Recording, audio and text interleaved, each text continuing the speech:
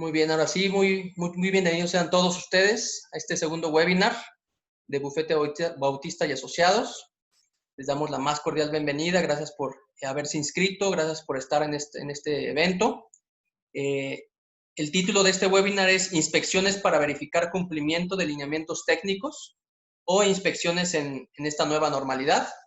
Como ustedes bien saben, desde marzo todo empezó a tener una diferente manera de moverse, tanto en la forma de hacer negocios, quienes podían y quienes no podían abrir de manera regular, y poco a poco se ha ido abriendo la actividad económica. También las autoridades han emitido ciertos lineamientos para que podamos reactivar nuestro negocio, nuestra empresa, a fin de evitar un mayor número de contactos, etcétera. Lo ha hecho la autoridad federal y también lo han hecho las autoridades locales, por lo que hay varios puntos que debemos cumplir como negocio, dependiendo del tamaño que sea nuestro negocio, nuestra empresa, atendiendo al número de trabajadores que se tenga en cada centro de trabajo o en cada registro patronal, como lo vimos en el webinar pasado. Y es por eso la importancia de que conozcamos no solo eso, sino que sepamos qué es lo que va a suceder en los siguientes días y semanas y que ya está sucediendo desde hace algunas semanas, que es que varias autoridades están haciendo inspecciones para verificar si es que las empresas y negocios están dando cumplimiento de manera cabal a estos lineamientos, tanto federales como locales. Hay diversas autoridades que lo están haciendo y que tienen facultad para hacerlo. Más adelante la licenciada Karen Barros, que es quien va a darnos este webinar, les dará detalles de quiénes son en cada entidad, dependiendo de lo que se ha publicado hasta el día de hoy. Pero es importante que sepamos cómo se va a desarrollar este tipo de inspecciones, cuáles son los principales puntos que van a estar verificando y que ya están verificando, para que sepamos cómo desahogar ese tipo de visitas, qué podemos y qué no podemos hacer, qué debemos y qué no debemos hacer. Entonces le doy la bienvenida también a la licenciada Karen Barrios. Muy bienvenida, Karen. Les doy un breve currículum de la licenciada.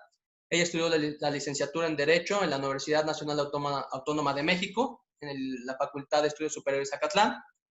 Tuvo un diplomado de visión teórico-práctico respecto al juicio de amparo en la UNAM también. Tiene diversos diplomados y cursos en la práctica forense de Derecho Procesal Administrativo, cursos respecto a las nuevas facultades fiscalizadoras de la Profeco, y también respecto curso de escritura jurídica en la Suprema Corte de Justicia de la Nación. Labora actualmente en el despacho Bufete Bautista y Asociados y es la encargada del área de Derecho Regulatorio y Administrativo en este despacho. Se las presento y es tuya la sesión, licenciada Karen. Muchas gracias por la presentación, Jorge.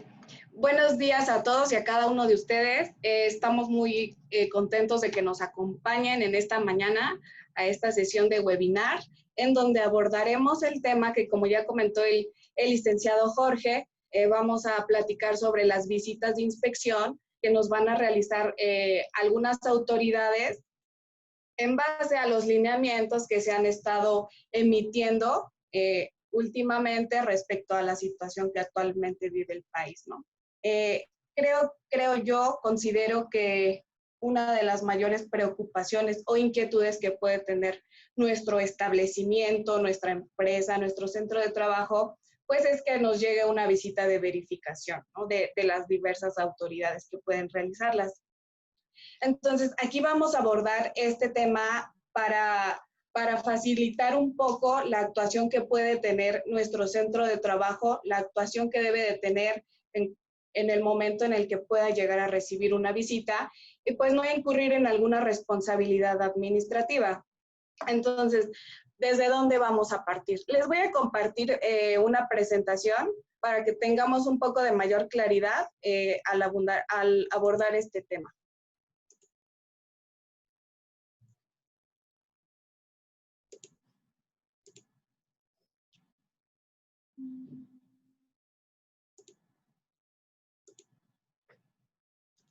Perfecto. Ok, como les comentaba, las autoridades tanto federales como locales han estado emitiendo ciertos lineamientos y medidas que los centros de trabajo deben de llevar a cabo ahora que vamos a regresar a reanudar nuestras actividades. ¿Desde dónde vamos a partir? El punto principal de los lineamientos es el acuerdo mediante el cual se emitieron los lineamientos técnicos específicos para la reapertura de las actividades económicas. Estos lineamientos fueron publicados en el Diario Oficial de la Federación el pasado 29 de mayo del presente año. En estos lineamientos se nos dan a conocer las medidas que debe implementar nuestro centro de trabajo para la reactivación de actividades, ¿ok? Una parte que nos interesa muchísimo sobre estos lineamientos son las dimensiones para la categorización del centro de trabajo. ¿Por qué nos interesa este tema? Porque debemos de ubicar el tipo de centro de trabajo en el cual estamos para de ahí partir y saber qué lineamientos debe de llevar a cabo nuestra empresa centro de trabajo. Como número 1 tenemos el tipo de actividad. En el tipo de actividad vamos a tener que clasificar nuestra empresa. Anteriormente el gobierno federal estuvo emitiendo acuerdos en donde se nos hacía saber cuáles eran las empresas o establecimientos esenciales y no esenciales. Ello para saber cuáles podían continuar prestando sus servicios y cuáles no. Ahora, es importante que nosotros conozcamos el tipo de actividad, es decir, si fuimos considerados o clasificados dentro de las actividades esenciales o no esenciales. Una vez sucedido ello, vamos a identificar el nivel de riesgo epidemiológico, es decir, las autoridades, tanto locales como federales, han establecido el avance del semáforo. Entonces, debemos de conocer el avance de semáforo en nuestra entidad, en donde se encuentra nuestro establecimiento, para poder saber si ya podemos reaperturar o no. ¿Ok? Posteriormente tenemos el tamaño del centro de trabajo. ¿Qué es esto? Debemos de ubicar nuestro centro de trabajo si se encuentra en pequeñas, medianas o grandes empresas. Ello para conocer el tipo de medidas que se implementaron dentro de este acuerdo y saber cuáles debe de llevar a cabo nuestro establecimiento. Y tenemos las características internas. ¿Qué significa esto? Las características internas van basadas en el cuidado que tenemos hacia nuestros trabajadores. Por ejemplo, en el tema de la población vulnerable, las autoridades se han visto muy renuentes en este tema porque, la mayor preocupación para el centro de trabajo deben de ser sus trabajadores, pero sabemos que la población vulnerable pues está más propensa al contagio, ¿no? Entonces, en características internas vamos a ubicar a la población vulnerable y a las medidas que se están llevando a cabo para la protección de nuestros trabajadores. Ahora, en cuanto al tamaño del centro de trabajo, les mencionaba, se encuentran las micro, pequeñas, medianas y grandes empresas. Es importante saber en cuál estamos nosotros clasificados. Si nuestra empresa tiene hasta 10 trabajadores, y bueno, aquí en esta lista podemos ver la cantidad de trabajadores y en base a ello podemos clasificar a nuestro centro de trabajo, así como el sector en el que se encuentra ubicado. Perfecto, entonces teniendo ubicados ya estos puntos en el que se centra nuestra empresa, centro de trabajo o establecimiento, vamos a pasar al procedimiento de verificación. Verificación, ¿por qué? Porque lo llevan, es inspección o verificación, ¿no? Es dependiendo del tipo de autoridad que vaya a llevar a cabo la visita. Tenemos, ¿qué autoridades nos pueden verificar el establecimiento? Tenemos a la Secretaría de Trabajo y Previsión Social a nivel federal. La Secretaría de Trabajo está facultada para verificar nuestro establecimiento, no importa el área en el que se encuentre. El Instituto de Verificación Administrativa, el INVEA, está situado en la Ciudad de México. Si nuestro centro de trabajo está ubicado en la Ciudad de México, el INVEA es la autoridad facultada para llevar a cabo las verificaciones. Y tenemos también la Comisión Federal para la Protección contra Riesgos Sanitarios, que es la COFEPRIS, y que de igual manera es una autoridad federal que nos puede llevar, visitar nuestro establecimiento, no importa en el área en el que se encuentre. Ahora, ¿cómo se va a desarrollar nuestra inspección? Es muy importante que cuando el verificador o inspector llegue a nuestro establecimiento, se identifique. ¿Cómo se va a identificar? Con el gafete que fue expedido por la autoridad competente. Las características que debe de tener la identificación es una, que tenga el nombre del inspector o verificador. 2, su fotografía. Debe de estar firmada tanto por el verificador como por la autoridad que emitió que emitió el permiso de portar este gafete. Y también debe llevar la vigencia, porque el gafete tiene vigencia. Entonces debemos de cerciorar estos puntos, principalmente el de la vigencia, porque ¿qué pasa si llega un inspector y lleva un gafete vencido? No se le debe de permitir llevar a cabo la visita. Una vez debidamente identificado el verificador, nos debe de hacer entrega de la orden de verificación. Las características que debe de llevar esta orden de verificación, bueno, en primer lugar debe de ser original y debe de llevar la firma de la autoridad que la emitió. Debe de llevar también el nombre correcto del centro de trabajo que se va a verificar y el domicilio del centro de trabajo. Además de ello, debe de contener el objeto y alcance de la visita que se va a realizar. Es decir, el objeto y alcance consisten en los puntos que va a verificar la autoridad. ¿Qué es lo que nos va a inspeccionar en ese momento? Ese es el objeto y alcance. Importante es que la orden lleve correcto el nombre del centro de trabajo, el nombre y el domicilio. Puede ser que el domicilio esté correcto, pero el nombre del centro de trabajo no sea correcto. En esos casos se le debe de hacer del conocimiento al verificador que la orden no está bien dirigida y se le debe de solicitar que regrese con una nueva orden en donde consten los datos correctos. ¿Ok? Una vez que se identificó y que nos entregó la orden de verificación y ya hayamos corroborado que los datos son correctos, se le dará acceso a las instalaciones del centro de trabajo. Una vez en el centro de trabajo, va a comenzar con el levantamiento del acta circunstanciada. El levantamiento de acta va a comenzar con la fecha y hora en la que se está realizando la visita. ¿Ok? Y mientras va realizando el levantamiento, va a ir inspeccionando, y dentro de las facultades que tienen las autoridades en la visita de inspección es solicitar documentos a la persona que atiende la visita, entrevistar a los trabajadores. Estas entrevistas pueden ser en presencia de la persona que está atendiendo la visita o puede ser de manera aislada. Es decir, puede entrevistar a los trabajadores sin que la persona que atienda la diligencia se entere de qué es lo que les está preguntando a los trabajadores, ¿ok? También debe de existir un nombramiento de testigos cuando se está desarrollando la visita. Los testigos los debe de proponer el visitado. ¿Qué ocurre si no los propone el visitado? Los va a designar el inspector conforme a lo que él considere. Él puede decirle, no sé, al trabajador que está pasando, y lo puede designar como testigos y no pasa nada, ¿ok? Y por último, el inspeccionado debe de revisar el acta.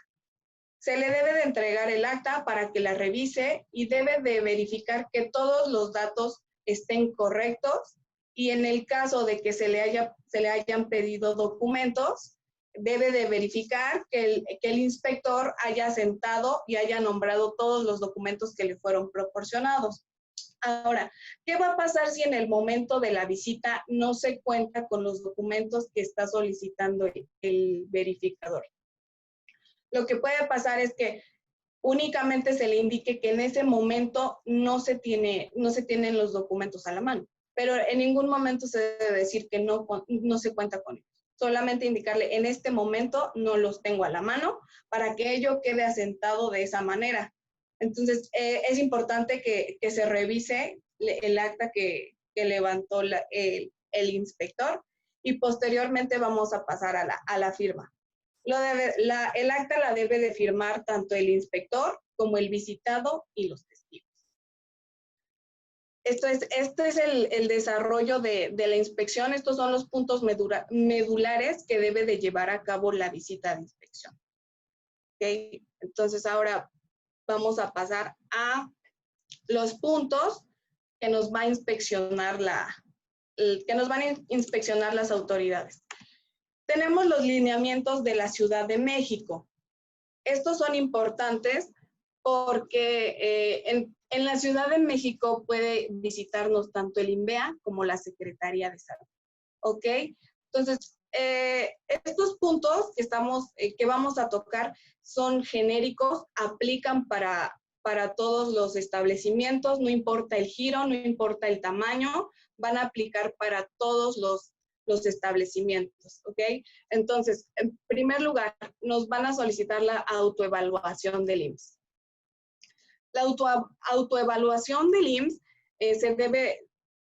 los lineamientos en Comento nos habían establecido que la autoevaluación únicamente la deben de hacer aquellos establecimientos que sean considerados como esenciales. Sin embargo, para poder reaperturar un establecimiento en la Ciudad de México, debemos de contar con el registro de reapertura. Pero el registro de reapertura nos solicita obligatoriamente la autoevaluación del IMSS. Es decir, en Ciudad de México no importa si somos o no esenciales. Debemos de contar obligatoriamente con la autoevaluación del IMSS para poder hacer nuestro registro de reapertura en la Ciudad de México. ¿En dónde se registra? En esta página que les estoy poniendo en pantalla, 19.ciudaddemexico.gov.mx, medidas sanitarias. ¿Ok? Una vez obtenidos estos registros, vamos a proceder con lo siguiente: el uso de equipo de protección personal. Es indispensable que todas las personas que tengan acceso, que pretendan acceder al establecimiento, cuenten con el uso de equipo de protección personal, esto es, un cubrebocas y una careta. Obligatoriamente deben de acceder con estos, y también es obligatorio que dentro del centro de trabajo permanezcan con el equipo de protección. Debe de existir un filtro sanitario. En el filtro sanitario, debe de incluir la toma de temperatura. En la Ciudad de México, el pasado 3 de julio se estableció, mediante acuerdo publicado en la Gaceta de la Ciudad de México, que será obligatoria la toma de temperatura, y aquellas personas que tengan una temperatura mayor a 35.5 grados centígrados no pueden acceder al centro de trabajo. ¿Ok? Entonces, como filtro sanitario tenemos la toma de temperatura, y también debe de contar el centro de trabajo con el tapete sanitario. Pero el tapete sanitario debe de estar húmedo. Yo he encontrado algunos establecimientos en donde sí cuentan con un tapete sanitario, pero está seco. Es importante que el tapete sanitario se mantenga húmedo con la solución desinfectante. Y también debe de contar con el dispensador de gel antibacterial. Se les debe de proporcionar gel antibacterial a todas las personas que pretendan ingresar al centro de trabajo. Se les debe de proporcionar el gel, y esto sería como filtro sanitario. La sana distancia. El centro de trabajo debe de conservar la sana distancia entre los trabajadores. Si atienden a público en general, deben de haber señalizaciones en el piso o de la manera en la que se pueda, de la la sana distancia de 1.5 metros. El centro de trabajo también debe de contar con dispensadores de gel a base de alcohol. Es decir, deben de existir dispensadores suficientes para que todos los trabajadores tengan alcance a ello. También debe de haber uso de ventilación natural en el centro de trabajo. El uso de pruebas equivalente al 5% de los empleados de manera semanal. Esto aplica cuando el centro de trabajo tiene más de 30 trabajadores. Es importante que se les realicen las pruebas a los trabajadores, por lo menos el 5%, y estas deben realizarse de manera semanal. También tenemos las medidas de protección para la población vulnerable. ¿Cómo se llevan a cabo estas medidas de protección? En primer lugar, vamos a identificar en nuestro centro de trabajo quiénes son consideradas, qué personas entran dentro de la población vulnerable. Tenemos también que fijar las áreas de trabajo en donde esa población vulnerable debe de realizar sus actividades. Esto si el trabajo en casa no es posible. ¿Ok? También debemos de fijar las zonas de comida específicas para la población vulnerable. Además de ello, debemos de implementar un horario de entrada y salida que permita, o más bien que evite que las personas vulnerables se aglomeren en el transporte, que existan horas picos. Entonces, eso es lo que debe de evitar el centro de trabajo. Esto es en cuanto a los lineamientos de la Ciudad de México. Ahora, vamos a pasar a los lineamientos federales. Son muy parecidos a los de la Ciudad de México. Sin embargo, los establecimientos que se encuentran en Ciudad de México deben de aplicar lineamientos tanto de Ciudad de México como lineamientos federales. ¿Ok? Tenemos en los lineamientos federales la autoevaluación del IMSS. Si el establecimiento no se encuentra dentro de la Ciudad de México, debe de contar con la autoevaluación del IMSS únicamente en establecimientos que sean considerados como esenciales. Perdón, licenciada Karen, perdón por interrumpir. Hay varios participantes que están haciendo preguntas. Les comentamos, pueden hacer todas sus preguntas en el chat. Siéntanse con libertad de hacer cualquier tipo de pregunta respecto a este tema. La dinámica de responder las mismas va a ser al final, para no alargar y quitarles mucho de su tiempo. Entonces, al final de la exposición vamos a responder las preguntas que nos hayan hecho.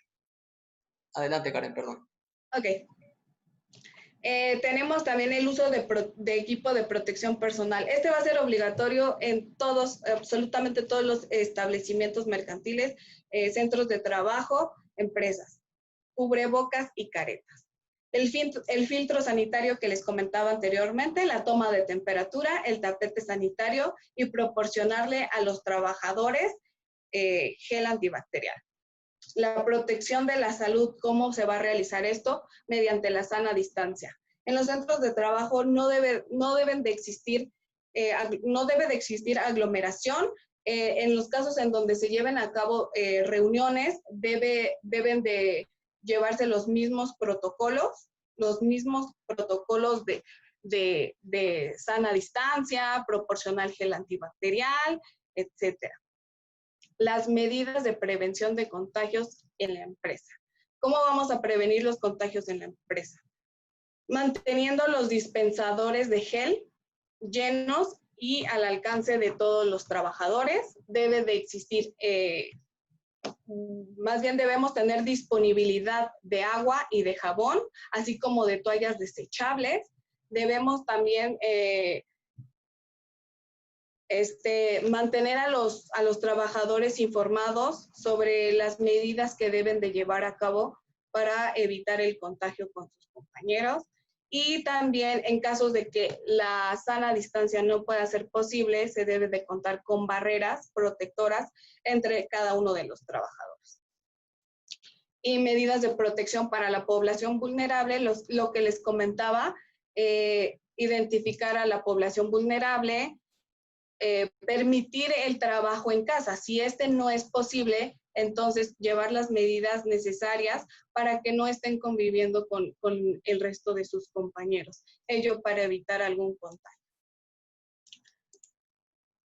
Además de los lineamientos que ya les comenté de Ciudad de México y federales, ¿qué otra cosa nos va a revisar la autoridad? En este caso, la Secretaría del Trabajo.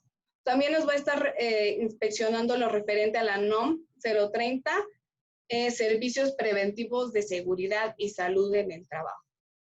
Los puntos principales que nos está verificando la autoridad es el diagnóstico de seguridad y salud en el trabajo, la relación de acciones preventivas y correctivas de seguridad y salud en el trabajo, y la designación por parte del patrón de un responsable de seguridad y salud en el trabajo interno o externo. Estos son los 3 puntos medulares que que nos va a revisar la autoridad en una visita. ¿Ok? Entonces, como les comentaba anteriormente, es importante partir desde qué tipo de actividad realizo, soy una actividad esencial o no esencial, para poder ubicar qué medidas se establecen en estos lineamientos y poder cumplirlas, ¿no? Ello es variable de acuerdo al tipo de centro de trabajo. Somos una micro, pequeña, mediana o grande empresa. En estos lineamientos están establecidas,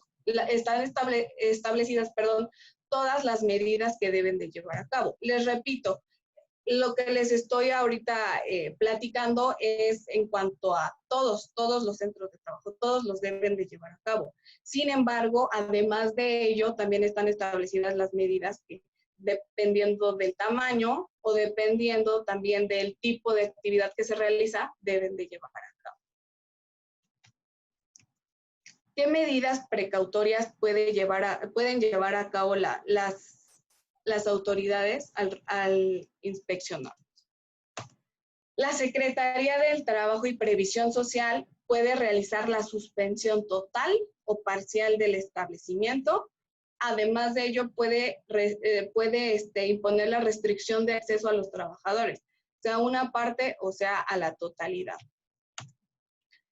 El INVEA y COFEPRIS pueden suspendernos temporalmente el establecimiento, sea total o parcial. En los lineamientos de la Ciudad de México se estableció que la suspensión por parte del INVEA iba a ser de 15 días. 15 días. Entonces, tenemos la suspensión, el temporal, 15 días. Y puede ser total, es decir, todo el establecimiento o solamente una parte de nuestro establecimiento. Ahora, una vez que se llevó a cabo nuestra visita, la autoridad nos va a dar 5 días para poder aportar pruebas, y realizar manifestaciones. 5 días para la Secretaría del Trabajo y para COFEPRIS y 10 días para administrativo. Ellos van a calificar las pruebas que nosotros aportamos y en base a ello van a determinar si el centro de trabajo incumple con la normatividad, no incumple. Entonces van a poder imponernos, además de las sanciones, de las medidas preventivas que les mencioné, nos van a poder sancionar. ¿En qué consisten estas sanciones? La Secretaría del Trabajo, INVEA y COFEPRIS nos van a poder imponer una multa. La multa va a ser dependiendo del tipo de infracción que se cometió, si es muy grave, si no es muy grave, entonces la multa ya la va a determinar cada autoridad. Y la clausura nos la puede imponer INVEA y COFEPRIS. Les reitero, una vez que ya se valoraron todas las pruebas que nosotros aportamos en nuestra contestación, nos pueden llegar a clausurar el establecimiento también. ¿Okay? Entonces, estas medidas son muy importantes. Y finalmente tenemos, pues ya, en eso concluiría, ¿no? Que la multa y la clausura pueden ser unas sanciones, independientemente si nuestro establecimiento fue suspendido o no en el procedimiento de verificación. Y ahora sí, vamos a entrar a la etapa de preguntas. Jorge, ¿tienes que comentar algo al respecto? Sí, muchísimas gracias, Karen. Esta presentación que nos acaba de poner la licenciada Karen, se las podemos hacer llegar si ustedes la necesitan o la quieren. Favor de pedírnosla por los mismos medios que lo hicieron, ya sea si ustedes vieron el anuncio del webinar en Facebook, pueden pedírnosla por Facebook, por Instagram o en LinkedIn, donde la hayan visto, y con gusto se las hacemos llegar. En cuanto a las preguntas, aquí tenemos algunas. De Galaxy A51 dice, ¿Qué pasa si tengo una visita y yo como patrón aún no he abierto porque aún no estoy preparado para la apertura y estaré haciendo home office? ¿Incurro en algo?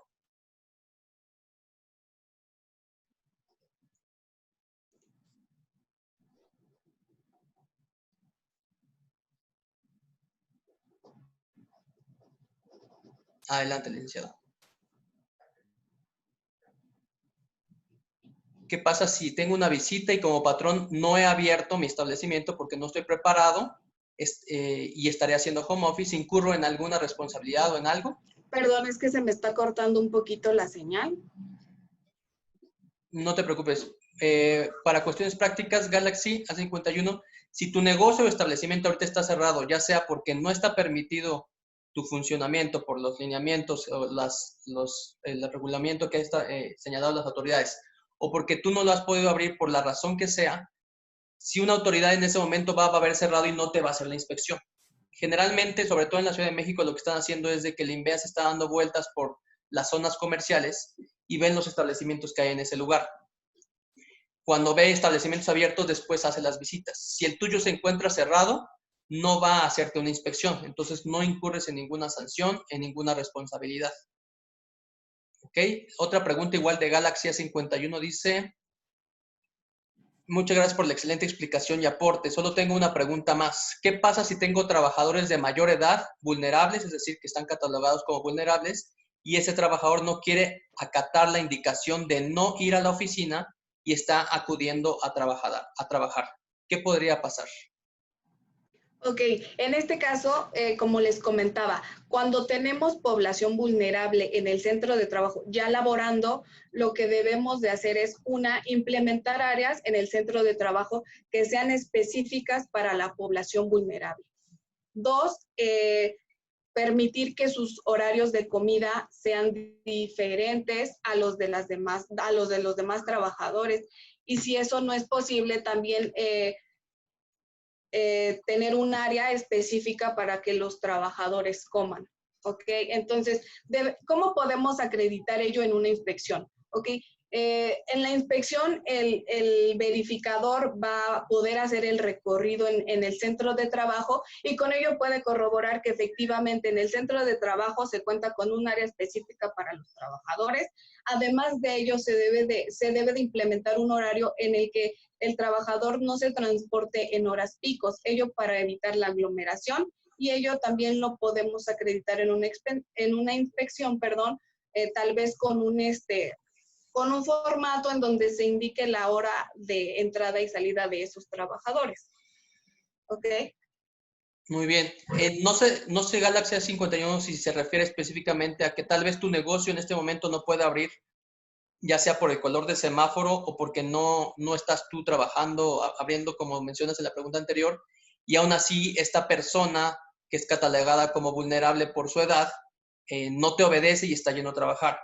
Ahí, si llega una inspección y tú estás laborando o encuentra el inspector o el visitador a esta persona trabajando allí y verifica que tú no puedes abrir, ya sea porque no está autorizada tu actividad o no cumples con los lineamientos y además tienes a una persona vulnerable laborando, a quien va a ser responsable es a ti como patrón, independientemente de que el trabajador quiera o no quiera acatarlo.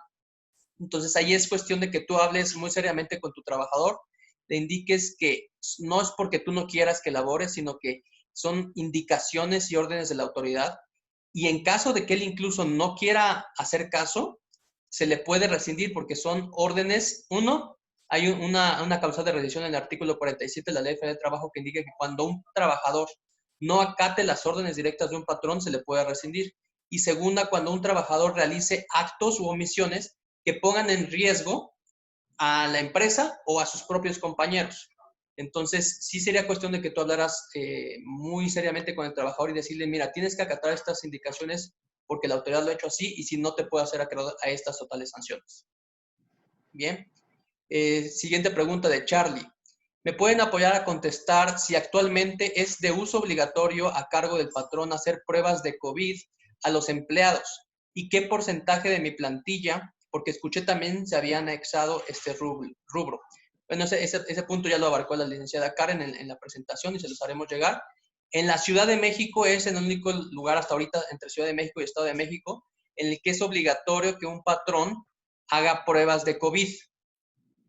Y está sujeto a las siguientes condiciones. Uno, que tenga 30 trabajadores o más, y este punto es importante, laborando presencialmente, porque es posible que tu empresa tenga 100 trabajadores y todos están en home office, entonces no tienes que hacer estas pruebas.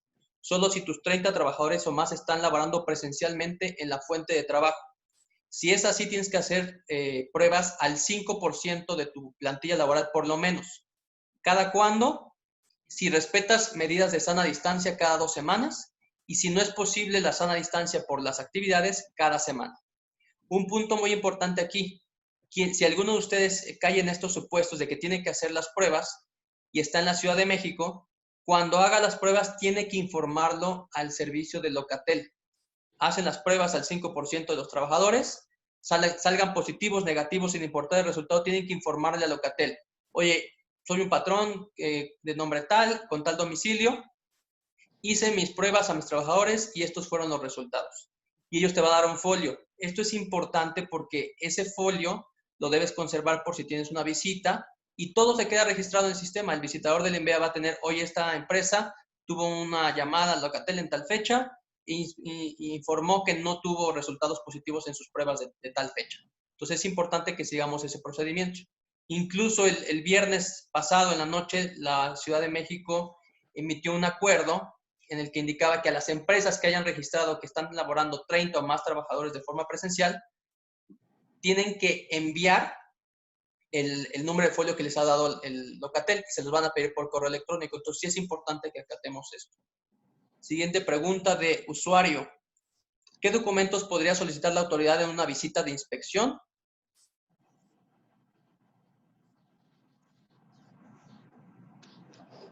Adelante, licenciada Karen. ¿Qué documentos podría? Bueno, es que estoy leyendo la pregunta y nos está comentando que en el caso de una empresa outsourcing, ¿no? Son dos preguntas. El primero, ¿qué documentos podría solicitar la autoridad en una visita de inspección? Y la otra, después la respondemos. Ok, ¿qué documentos nos solicita? En primer lugar, ¿cómo podemos acreditar lo que les comentaba en el transcurso de esta plática, ¿no? ¿Cómo podemos acreditar que el centro de trabajo tiene a la población vulnerable trabajando en casa, ¿no? Tal vez tenemos una lista pormenorizada de las personas que están trabajando desde casa. Una nos puede solicitar ese documento. Y en general, la documentación que nos va a requerir es dependiendo del tipo de empresa que somos. Les reitero, pequeñas, medianas empresas tienen diferentes medidas implementadas en los lineamientos que estamos comentando.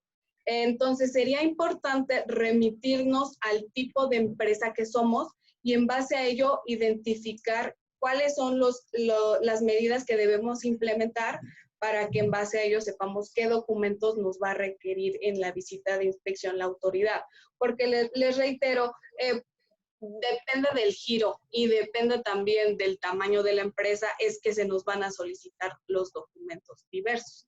Entonces, ahorita, en general, en la visita de inspección, como tal, documentos, de lo que platicamos ahorita, de las medidas que se deben de implementar, más bien en la visita se va a verificar de manera visual que se estén cumpliendo con estas medidas. O sea, de manera visual va a identificar que estemos manteniendo la sana distancia, que exista el filtro sanitario, porque estas medidas de una manera documental no se pueden acreditar. Entonces, los documentos que nos va a pedir la autoridad sí son en base al tipo de empresa que seamos. Les reitero, pequeñas, medianas o grandes empresas, además del giro en el que se encuentra nuestra actividad comercial. Y estas medidas las podemos encontrar en el acuerdo, en este acuerdo del 29 de mayo. Ahí vienen establecidas cuáles son las medidas de cada centro de trabajo y ahí podemos ubicar en dónde estamos centrados nosotros y qué es lo que nos va a pedir la autoridad.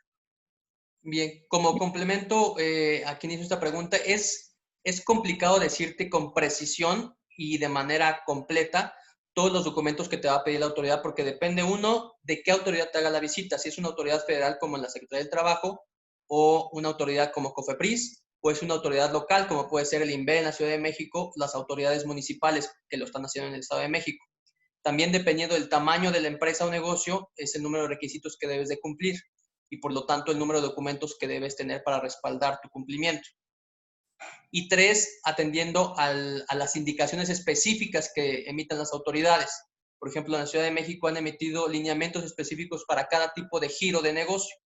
Sin embargo, los documentos, lo que sí te podemos decir es, invariablemente cualquier tipo de empresa o negocio deben tener por lo menos los siguientes. Uno, lo primero que va a inspeccionar el licitador va a ser si ese negocio puede abrir conforme al semáforo. Suponiendo que está abierto, si tiene un filtro sanitario a la entrada, que es si te otorgan gel antibacterial a la entrada, si te piden que traigas cubrebocas forzoso a la entrada y si te toman temperatura. Y también tener el tapete en la entrada.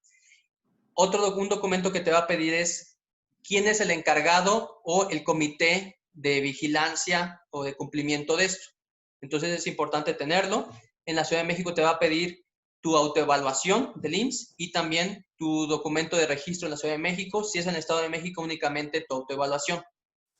También te va a pedir, aparte de la inspección visual, como comenta la licenciada Karen, que va a ver si están respetando la sana distancia, si se tiene equipo de protección los trabajadores y las personas que están allá adentro, si tienes protocolos respecto a entradas y salidas, respecto a visitantes, a proveedores, etc.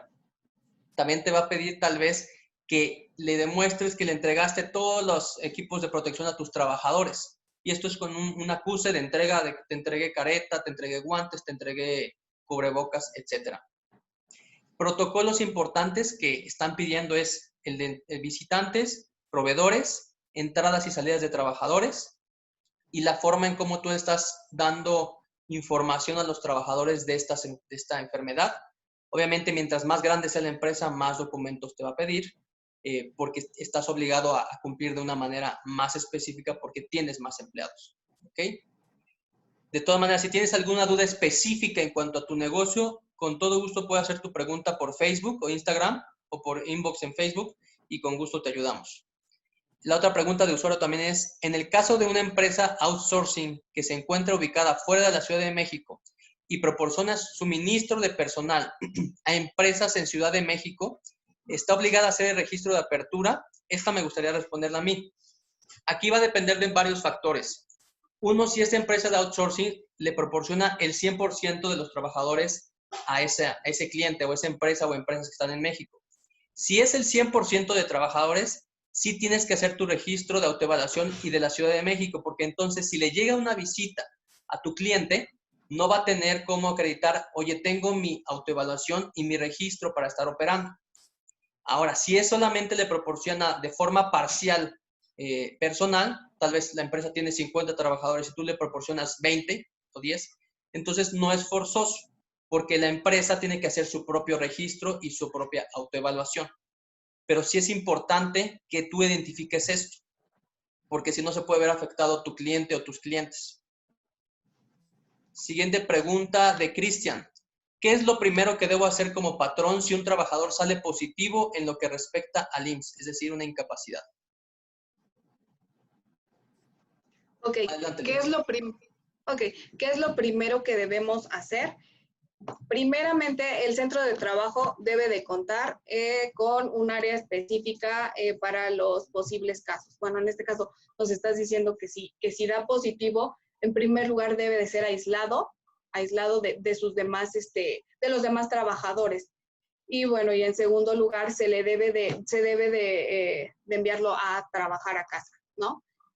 Si no es posible que pueda continuar trabajando en casa, bueno, debe de permanecer en su casa en cuarentena. Es lo primero que se debe de hacer con un trabajador.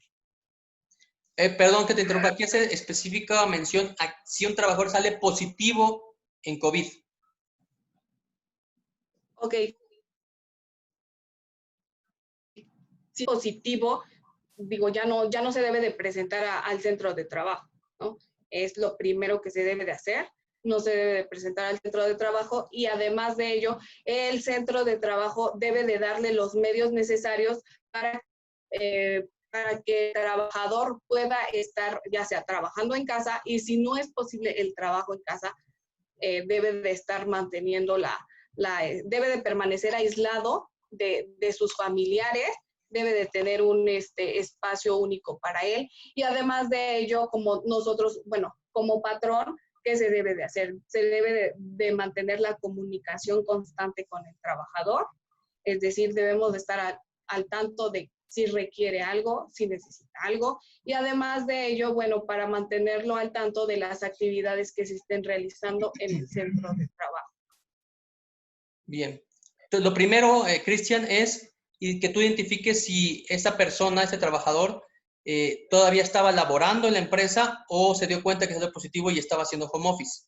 Si solamente es home office, obviamente le van a dar su incapacidad, ya sea del IMSS, o el médico particular va a decir, oye, te detectamos con COVID, etcétera, va a resguardar, va a tener que estar en resguardo durante por lo menos 14 días, y si le dieron su incapacidad del IMSS, ahí aplica la incapacidad que da el IMSS, en que el IMSS le paga la totalidad o una parte de su salario, dependiendo de con cuánto esté de alta.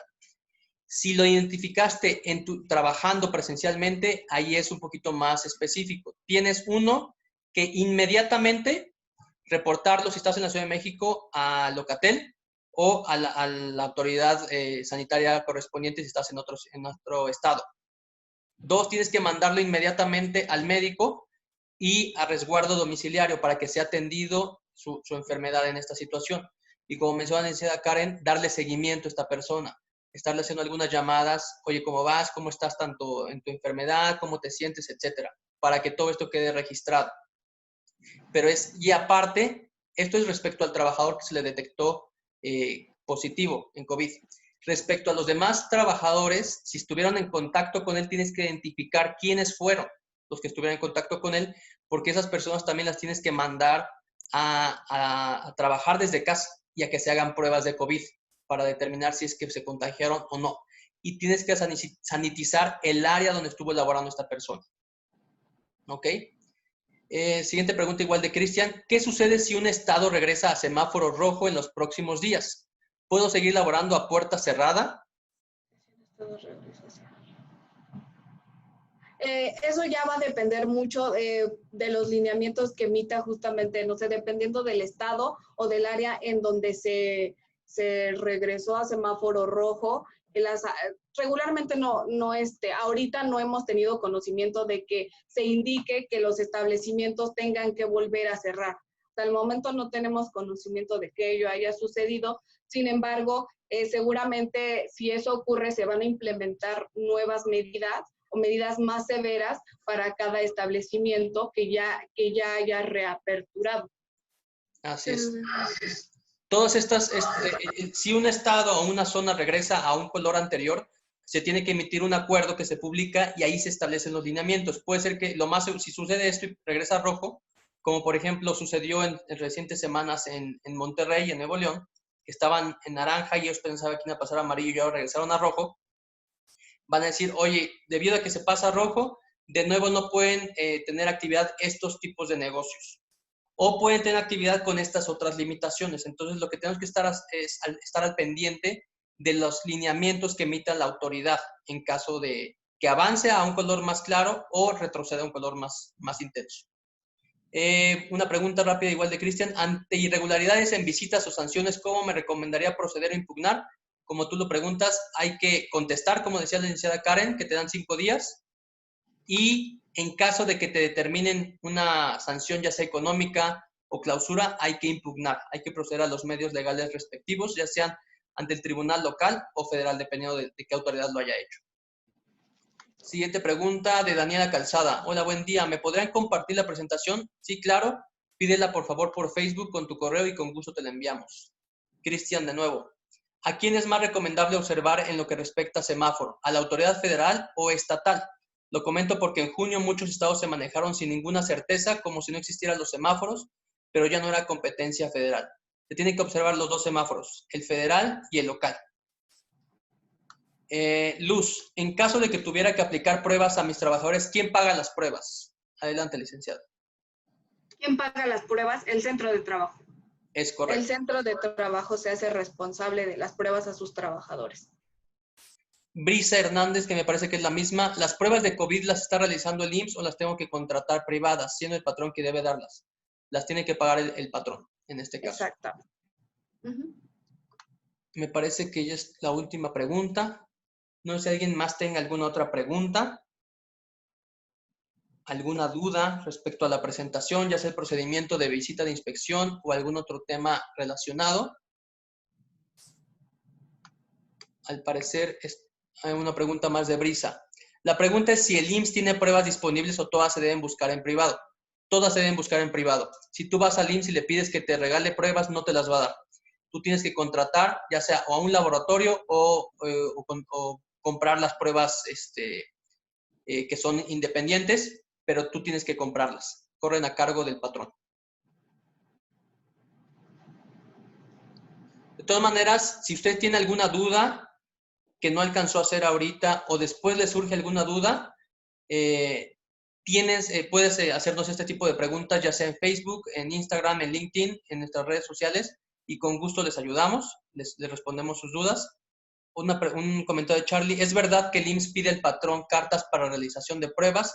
Nos tocó con un trabajador en donde pidieron una carta con la petición. El IMSS te pediría algún documento si te hace una visita. Si el IMSS te hace una visita, te puede pedir casi cualquier clase de documento porque son visitas de orden de fiscalización.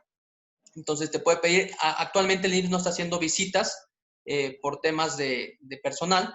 Quien lo está haciendo es la Secretaría de Salud, Secretaría del Trabajo, INVEA y las autoridades estatales, municipales. Esto fue directo en la clínica, pero nos generó dudas. Sí puede hacerlo, pero tendría que pedírtelo de manera formal, ya sea con un requerimiento o una visita. Si nada más le dice al trabajador: oye, dile a tu patrón que te dé este documento, no es forzoso que tú des nada. Ni te recomendamos que des información o documentación, sino si te lo pide de manera oficial, con un documento firmado y sellado, entonces sí hay que responder y aportar el documento que nos está pidiendo. ¿Ok? Les recordamos que pueden seguirnos en nuestras redes sociales. En Facebook nos encuentran como Bufete Bautista y Asociados.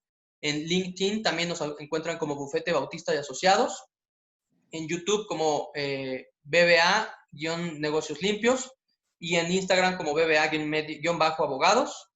Una última pregunta: ¿qué sucedió con las fases? ¿Siguen vigentes o quedaron sin efectos por el acuerdo del 29 de mayo? Muchas gracias por todo. ¿A qué te refieres con las fases, Cristian? Si gustas, puedes abrir tu micrófono y nos lo puedes decir para tal vez entenderte mejor y darte una respuesta más. Sí, hola, ¿qué tal? Gracias. Muchas gracias. En lo que me refiero a fases, me refiero a que, por ejemplo, en marzo comenzó la fase 1 y que precisamente a mediados de marzo fue la transición a la famosa fase 2 y se inició todo el mes de mayo. Fue el auge de la fase 3. Entra el mes de junio y, bueno, se dijo, ahora va a ser todo competencia de los estados, se van a implementar los semáforos, pero dejaron las fases abandonadas, pero algunas normas quedaron supeditadas a las fases, o sea, se generó una incertidumbre. ¿Qué ha sucedido con las fases? Gracias. Ok. La autoridad ya, como tú bien mencionas, ya no ha hecho mucha mención respecto a qué fase nos encontramos, porque se enfocó más al sistema de semáforos y, como bien lo mencionas, la autoridad federal, aunque lo ha negado, hasta cierto punto delegó esas facultades a las autoridades estatales para decir: ustedes deciden cuándo abren o no. Yo digo que a partir del 15 de junio ya pueden abrir todos, pero ustedes toman la decisión de si abren o no, en base al sistema de semáforos. Lo único que yo como autoridad federal hago es les proporciono el semáforo en base a la información que ustedes me proporcionan y ustedes determinan qué negocios pueden abrir, en qué etapa del semáforo o en qué momento. Entonces, en este momento las fases no se están tomando tanto en consideración, sino se está determinando quién abre y quién no y qué lineamientos se tienen en base al sistema de semáforos. Si mañana salieron a un acuerdo, estamos de nuevo en fase 2, pero se mantiene vigente el sistema de semáforos, seguiría como está. Salvo que dijeran: estamos en fase 2 y ya no va a ser los semáforos. Ahora de nuevo regresamos a los lineamientos que la autoridad federal indique en la fase 2, lo cual no ha sucedido. Entonces, mientras no suceda algo parecido, debemos atender al sistema de semaforización de cada estado y a los lineamientos de cada estado. La última pregunta. Charlie, mi última pregunta. ¿Saben algo de las inconsistencias de los semáforos del estatal con el federal? ¿Por qué unos hicieron el propio estatal? ¿Es correcto? Y como lo comentaba ahorita, el federal le dijo a los estados, tú decides cuándo abres y cuándo no en base a tu semáforo.